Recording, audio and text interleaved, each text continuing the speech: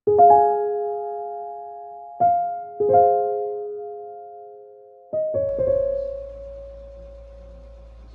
என் பேர் அஞ்சனா ஷேகர்.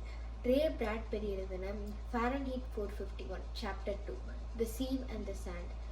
மாட்டாகும் மில்ட்ரடும் உட்காந்துட்டு அவங்க வந்து புக்கில் இருக்கிற அந்த லைன்ஸ் எல்லாம் படித்து பார்த்துட்டு அது புரியுதா அப்படின்னு வந்து பார்த்துட்டு இருக்காங்க. அப்போ மாட்டாக்கு ஒரு புக் எடுத்துகிட்டு ஒரு லைனை படிக்கிறான். That favourite subject my self அப்படின்னு ஒரு லைன் படிக்கிறான். அப்படின்னா வந்து அதுக்கப்புறம் இதை கேட்டுட்டு மில்ட்ரட் ஆமாம் அது உண்மைதான், என்னோட ஃபேவரட் சப்ஜெக்ட் வந்து நான் தான் அப்படின்னு சொல்கிறான். ஆனால் வந்து மான்டாக் வந்து கிளரேசியை நினைக்கும் போது கிளரேசியோட ஃபேவரட் சப்ஜெக்ட் வந்து அவள் கிடையாது, அவள் எல்லாரும் மற்றவங்கள பற்றி தான் க்யூரியஸாக இருப்பா, அவளை பற்றி வந்து யோசிக்க மாட்டா அப்படின்னு மான்டாக் வந்து நினைக்கிறான். அதுக்கப்புறம் தான் வந்து இந்த புக்ஸில் இருந்தவங்க இல்லையே, புக்ஸ் எழுதுனவங்க இறந்துட்டாங்க எப்பயோ, ஆனால் வந்து இதில் எழுதியிருக்க வார்த்தைகள் இன்னும் உயிரோட தான் இருக்குது. நான் இப்போ அந்த புக்ஸில் இருக்கிறதுல என்ன இருக்குது அப்படின்னு நான் புரிஞ்சுக்கணும்னா அதை ஒருத்தவங்க படித்தவங்க கிட்ட தான் போய் தெரிஞ்சுக்கணும் அப்படின்னு அவன் யோசிக்கிறான். இப்போ இங்கே புக்ஸ் படிச்சுட்டு இருக்கிறது யார் அப்படின்னு நினைக்கும் போது அவனுக்கு யாரும் தெரியாது. அப்போ தான் வந்து ஃபேபர் வந்து இவனுக்கு ஞாபகம் வர்றான். இவர் வந்து ஒரு ப்ரொஃபஸர். யூனிவர்சிட்டி வந்து ஒரு யூனிவர்சிட்டியில் எந்த ஸ்டூடெண்ட்ஸ் படிக்க வராததுனால யூனிவர்சிட்டி க்ளோஸ் பண்ணிட்டாங்க. இவர் ஜாப்லெஸ்ஸாக இருந்தார். அப்போ வந்து ஒரு நைட் அவர் எப்பயோ ஒரு நாள் வந்து பார்க்கில் உட்காந்துட்டு இருக்காரு. அப்போ மான்டாக் வந்து இவர்கிட்ட போயிட்டு பேசிட்டு இருந்திருக்காரு. அப்படிதான் வந்து இவங்க ரெண்டு பேருக்கும் வந்து அறிமுகமாகிக்கிட்டாங்க. இது ஃபேபர் வந்து ஒரு புக்கு படிச்சுட்டு அது வந்து அவர் பாக்கெட்டில் ஒளிஞ்சு வச்சுக்கிட்டாரு அப்படின்னு மான்டாக்கு தெரியும். என்னை வந்து நீ வந்து என்கிட்ட பிரச்சனை பண்ண வந்திருக்கே அப்படின்னு கேட்கும்போது இல்லை நான் வந்து யாரும் எந்த பிரச்சனையும் பண்ண வரல அப்படின்னு சொல்கிறேன்.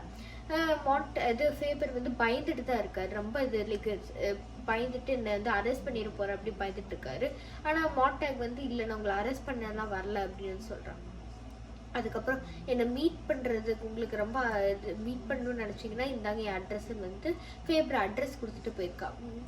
இப்போ வந்து மான்டாக்ட் அந்த அட்ரஸ் நம்பரும் இருக்குது. நம்பர் ஃபஸ்ட்டு ஃபேபர் கால் பண்ணி பார்க்குறான்.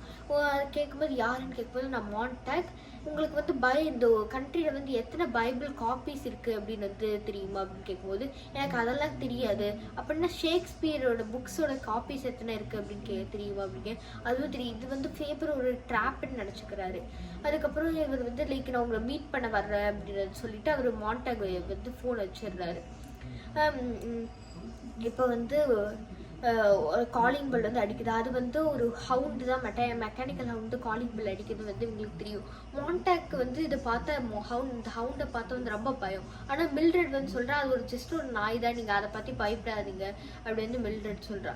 நீ வந்து காலிங் பெல் அந்த டோர் ஆஃப் பண்ணி வச்சுட்டு அமைதியாக வந்து உட்காந்துரு அப்படின்னு சொல்லிட்டு சொல்கிறா. இந்த பிரச்சனைலாம் போயிட்டு இருக்கிறது மில்ட்ரடுக்கு ஒரு கால் வருது.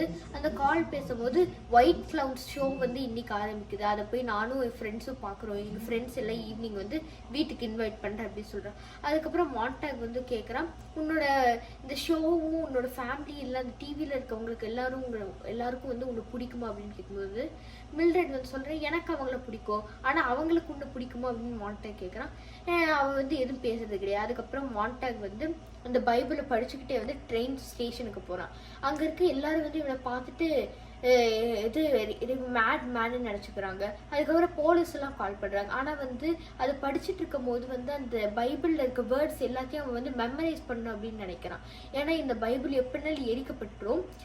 இவனுக்கு வந்து போய் இந்த பைபிளை ரிட்டர்ன் பண்ணிட்டு அவன் வந்து வர்றதுனால இதை தவிர்த்து இன்னும் நிறைய புக்ஸ் இருக்குன்னு கண்டுபிடிச்சாலும் இவனுக்கு பயம். அதனால அதுக்கு முன்னாடி இந்த பைபிளில் இருக்க எல்லா விஷயத்தையும் அவன் வந்து மெமரைஸ் பண்ணிக்கிறான் அப்படின்னு நினைக்கிறான். இப்போதான் வந்து அவனுக்கு வந்து ஒரு மெமரி ஞாபகம் வருது. சின்ன வயசுல இருக்கும்போது பீச்சில் விளையாடிட்டு இருக்கும்போது அந்த சீவில் வந்து சாண்டு வந்து கலெக்ட் பண்ணி அந்த சீவில் வந்து சாண்டு ஃபுல்லாக ரப்பிட்டானா அவனுக்கு வந்து ஒரு $1 கிடைக்கும், ஒரு டைம் கிடைக்கும் அப்படின்னு வந்து அவன் கசன் சொல்லியிருக்கான். அது வந்து ட்ரை பண்ணி பண்ணி பண்ணி அவர் வந்து ட்ரை பண்ணுவார் அந்த சீவை வந்து சாண்டு ரப்பறதுக்கு. ஆனால் வந்து சீவில் ஓட்டை இருக்கிறதுனால வந்து எப்பயும் போயிட்டு இது கீழே வந்து இறச்சிட்டே வந்து அழ ஆரம்பிச்சிடுறாரு ஃபில் பண்ண தெரியாம.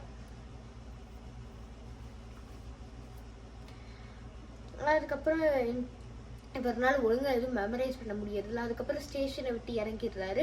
அவர் வந்து ஃபேபர் வீட்டுக்கு போயிட்டு தட்டுறாரு. ஃபேபர் திறக்கிறான். எனக்கு வந்து என்ன அரெஸ்ட் பண்ண வந்திருக்கேன். அவர் ரொம்ப பயந்துட்டு கேட்குறான். நான் அதெல்லாம் பண்ண வரல அப்படின்னு சொல்கிறான். இப்பயும் வந்து ஃபேபருக்கு வந்து இவன் வந்து லைக் அரெஸ்ட் பண்ணுறதா வந்திருக்கேன், ட்ரிக் பண்ணி என்னை வந்து அரெஸ்ட் பண்ண வந்திருக்கான்னு நினைக்கிறேன். அதுக்கப்புறம் இவர் வந்து புக்கை காமிக்கிற, பைபிளை காமிக்கிறாரு. நான் வந்து எனக்கு படிக்கிறது கற்றுக் கொடுங்க, எனக்கு இது எதுவுமே புரிய மாட்டிருக்குன்னு ஃபேபர் கிட்ட சொல்கிறாரு. ஃபேபர் இந்த பைபிளை பார்த்துட்டு ரொம்ப எக்ஸைட்டட் ஆகிடுறாரு. இவர் ஒரு ரிலீஜியஸ் மேன் கிடையாது ஃபேபர். பட் இருந்தாலும் அந்த புக்கை பார்த்த உடனே அவருக்கு வந்து லைக் அதை படித்து பார்க்கணும் அப்படின்னு அவருக்கு வந்து ரொம்ப ஆசை வந்துடுது. மான்டாக் வந்து சொல்கிறேன், எனக்கு இது புக்ஸை வந்து ஏன் எல்லாரும் பார்த்து பயப்படுறாங்க, புக்ஸ் இருக்கக்கூடாது அப்படின்னு வந்து ஃபேபர் கிட்ட கேட்கும்போது, புக்ஸ் வந்து படிக்க படிக்க அது வந்து நம்மளை யோசிக்க வைக்குது, அதனால தான் கவர்மெண்ட் வந்து நம்மளை படிக்கக்கூடாது அப்படின்னு வந்து தடை செஞ்சுருக்காங்க அப்படின்னு சொல்கிறாரு. மான்டா கிட்ட ஃபேவர் சொல்கிறாரு, நான் வந்து எப்பயும் அதை தடுத்திருக்க வேண்டியது, ஆனால் நான் ரொம்ப கில்ட்டியாக ஃபீல் பண்ணுறேன் இதை வந்து தடுக்காமல், இந்த மாதிரி ஒரு லா தடுக்காமல் இருந்ததுக்கு நான் வந்து பயந்துட்டே வாழ்ந்துட்டேன், அதனால தான் வந்து இது ஏன் மிஸ்டேக் தான் அப்படின்னு அவர் ப்ளேம் பண்ணிக்கிறாரு. மான்டாக் வந்து இப்போ அதெல்லாம் பிரச்சனை கிடையாது, நம்ம வந்து இந்த புக்ஸ் எல்லாம் வந்து திருப்பியும் கொண்டு வர்றதுக்கு நான் வந்து நம்மளோட ஓன் காப்பீஸை வந்து லைக் பிரிண்ட் பண்ண ஆரம்பிப்போம், புது புக்ஸ் அப்படின்னு சொல்கிறாரு. அது மட்டும் இல்லாமல் நிறைய இந்த ஃபயர்மேன் வீட்டிலலாம் போயிட்டு இந்த புக்ஸை நாம் வந்து அது மறைச்சு வைக்கலாம். அதுக்கப்புறம் நம்ம லா வந்து லைக் ஃபயர்மேனோட வீடு எல்லாம் எரிஞ்சா லா வந்து எடுத்துதானே ஆகணும், இந்த மாதிரி ரிப்பேர் பண்ணா அப்படின்னு வந்து யோசிக்கிறாரு. ஃபேபரே இதுக்கு ஓகேன்னு சொல்றாரு. இது வந்து பயந்துட்டு நான் வந்து பண்றது இல்லை அப்படின்னு சொல்றாரு. அதுக்கப்புறம் பைபிள்ல இருக்க பேஜஸ் எல்லாம் கிளிக்க ஆரம்பிக்கிறாரு மான்டாக். அதுக்கப்புறம் ஃபேபர் பண்ணாத, அதை நிறுத்துன்னு சொல்லிட்டு நிறுத்தினதுக்கப்புறம் நான் உனக்கு ஹெல்ப் பண்ணுறேன் அப்படின்னு சொல்கிறேன். அதுக்கப்புறம் ரூமுக்கு கூப்பிட்டு போயிட்டு ஒரு சிப், ஒரு புல்லட் சைஸில் வந்து ஒரு க்ரீன் கலர் ஹெட்செட் காமிக்கிறாரு, ஏர்பாட் மாதிரி காமிக்கிறாரு, ப்ளூடூத் கிடையாது.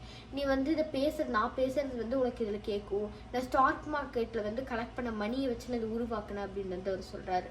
மான்டாக் இதை பார்த்துட்டு இது நம்மளுக்கு உதவியாக இருக்கும் அப்படின்னு வந்து சொல்கிறாரு. இதோட வந்து சாப்டர் 2ல வந்து ஃபர்ஸ்ட் பார்ட் முடியுது. நன்றி, வணக்கம்.